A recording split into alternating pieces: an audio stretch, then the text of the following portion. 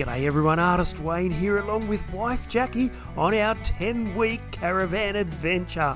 It's early morning and we've just left our friends Ian and Jenny's farm in Tamworth. It's rather cold and misty. We've had a couple of days rain, but today looks like it's going to be a cracker of a day. So welcome to episode 2, where wife Jacqui and I are heading to Wallabadah. Wallabadah. We're at Wallabadah. Yesterday I helped my mate Kevin aka Baldy T load up and deliver this World War I water cart to the Wallabadah racecourse for the Way It Was festival, which is where we were heading now. But first we had to stop in at the Murrurundi showground to fill up our caravan water tanks. And we also needed to fuel up the mighty Ram. And today wife Jacqui was driving the big rig. Well, she was until she got the caravan stuck on a bollard at the service station in Murrurundi. Oh, how embarrassing. It seems funny now, but I guarantee you it wasn't funny at the time. And now that wife Jacqui was banished from driving, we headed to Wallabadah with one more stop along the way. Here we are at the Amps Way Bridge. Their 25-metre bridge offers a service to local growers and businesses and can be used for weighing grain, cattle, machinery and vehicles, which is why we were here, because we were curious as to how heavy we were. The mighty Ram can tow 4.5 tonne and our GVM is well over 7 tonne. So it was looking like we were a tonne under our tow weight and a tonne under our GVM. Happy days everyone, we could now head over to the Wallabadah racecourse and enjoy the Way It Was festival.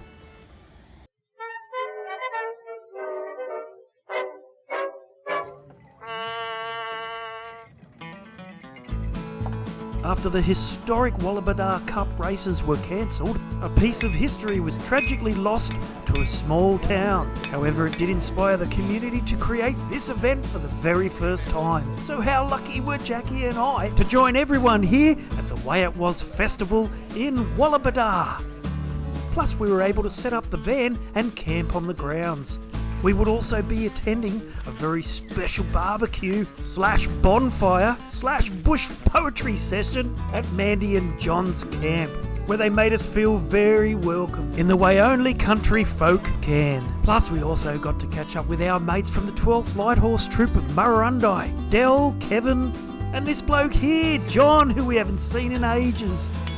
Oh, and in case you're wondering how we freed the caravan after Jacqui wedged the bollard between the back of the caravan and the rear bumper, well, I had to unhitch the thing. And thanks to the garage attendant and a couple that happened to be having breakfast there, we all managed to move the caravan enough to free it. But like I've said in the past, this caravanning gig isn't all beer and skittles. Sometimes these stressful things happen, but in the end they create a stronger bond for couples. Hang on a sec, come to think of it, these stressful moments may actually do more in tearing couples apart. I'll have to sit on the fence with this one.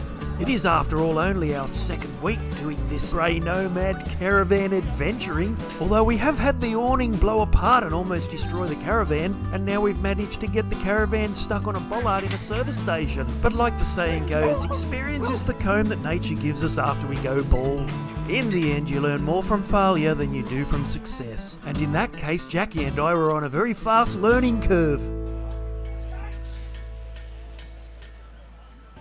After a fun-filled morning here at the Way It Was festival at the Wallabadah racecourse, someone had the fantastic idea of hooking up one of the horses to Kevin's World War I water cart.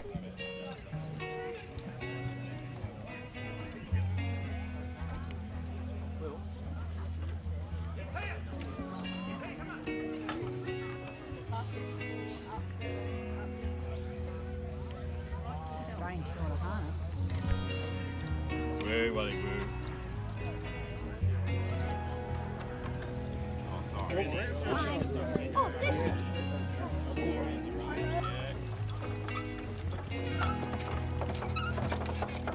After the boys did a couple of drive-bys, they set off to break the lap record for a World War I horse-drawn water cart at the Wallabadah racetrack.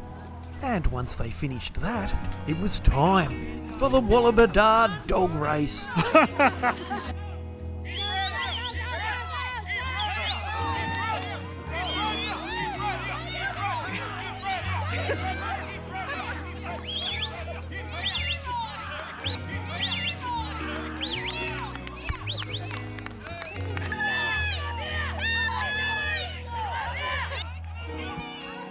And after 2 closely contested heats, we had the finals. After that, there was nothing to do but relax and have a barbecue at Mandy and John's, where we sat around the fire listening to stories and bush poetry. We were up bright and early the following morning, cooking breakfast for our 12th light horse buddies, Kevin and John. And then it was time for Jacqui and I to set off on our own. And with a little trepidation, we headed off to our next destination, where we would be going fully off-grid. We would be bush camping for the very first time. And we would be doing it in one of the most beautiful locations. That's right, we were about to immerse ourselves in this bush camping caravan adventure for a whole week, here at Keefe Hot Dam. So until next time, I'm Artist Wayne. Happy and safe travels, everyone.